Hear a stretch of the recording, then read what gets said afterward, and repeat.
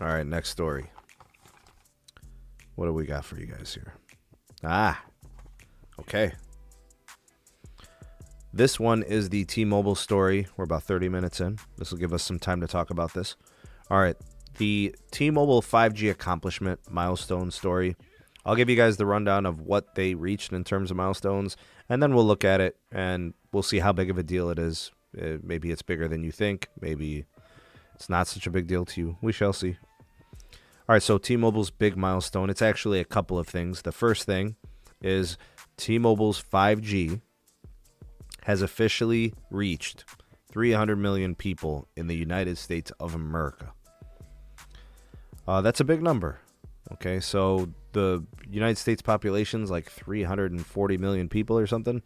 That's most of the people.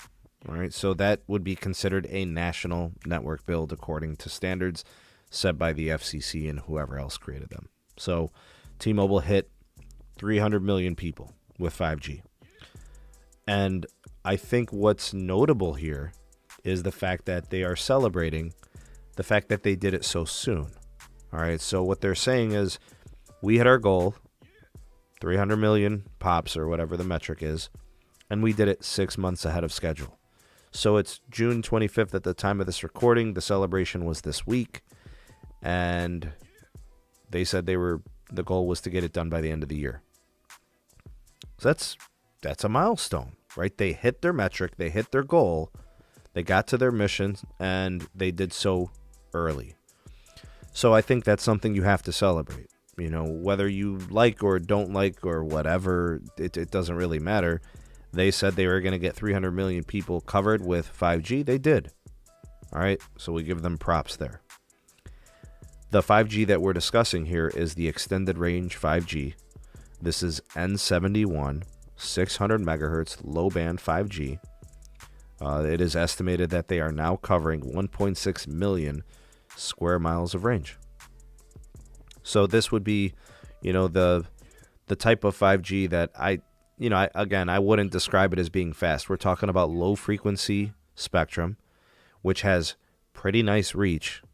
You know, 600 megahertz is a pretty low frequency, so it's got some nice propagation, works well indoors and all those great things.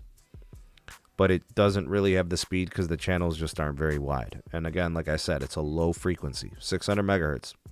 Very typical low band behaviors. They also celebrated a second piece to their 5G stuff. Ultra capacity N41, 2.5 gigahertz. We're talking about the spectrum that they really, this is what the merger was about. All right. So it now reaches 150 million people. The end of the year goal is to be at 200 million people.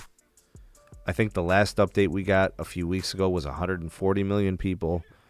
So it looks like they're pretty much chugging along, and I think they should. I think they should get to the 200 million by the end of the year with their ultra capacity 5G. Now, if we're going to be objective about this, N41 is not ultra capacity.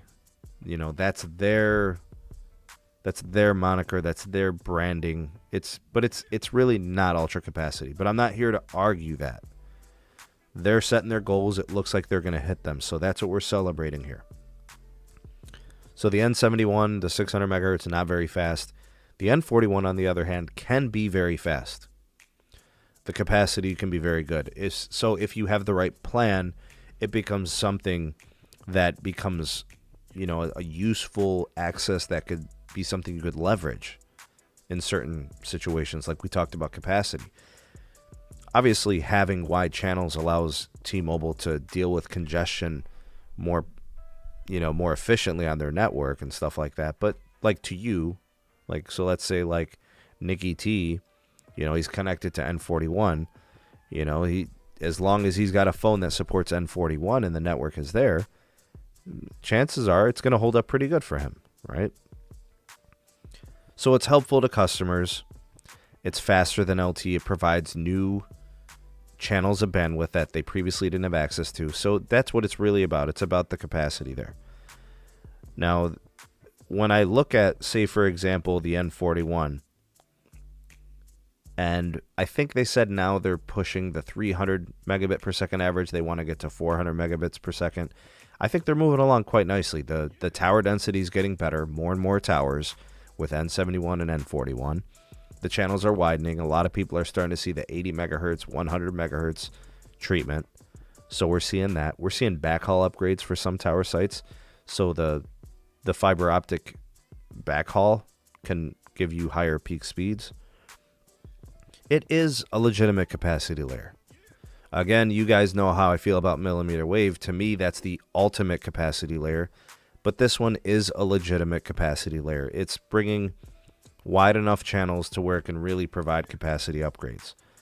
So this is capacity that the N71 just can't do, right? The channels aren't wide enough. The potential just isn't there. We're talking about what, 15, maybe 20 megahertz of N71 versus N41, which could have anywhere between 40, 60, 80, or 100 megahertz channels. So there's a lot more capacity there. And MIMO technology, and there's all these great antenna things that are happening on that side. So here's my takeaway. This obviously is marketing, it's bragging, right? They're letting people know, hey, we're cooking in 5G, we're getting ahead. Every time Eugene, aka Sweaty Armpits, whenever Mike Sievert talks at these like investor meetings, whenever he speaks at the earnings reports, whenever he's in these commercials, it's always about them creating a larger lead, getting ahead of the competition. So again, they're just kind of following this. So they're tooting their own horn, right? And they're letting people know that not only are we reaching our goals and we're going to reach other goals, but we're surpassing the goals we set for ourselves, right? And it's all, obviously it's all marketing, and hey, it's good for us. It gives people more of an opportunity to access higher capacity networking and really enjoy capacity. So it's good. Now, the thing that came with it was the 5 gin and the 5 ginger beer, whatever. We did a live stream on that. I'm not here to beat a dead horse and all that.